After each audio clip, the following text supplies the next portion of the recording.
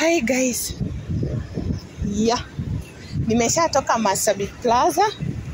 Niko Kenyatta, naelekea Kenyatta. Look at my country, Kenya. Naenda Kenyatta Hospital. I have my friend there. She's not feeling well. So I'm going to visit her and see how she's doing. KMTC, there. I don't know if you can see it.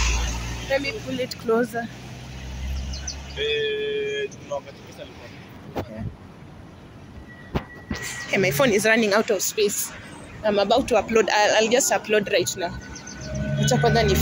So I'm going to visit my friend there at Kenyatta. Then after that, nirudi. Nipite town kidogo. Nifanye a few errands before I close for the day. Nirudi kwetu diaspora. Nirudi ushago kwetu. So guys, let me upload.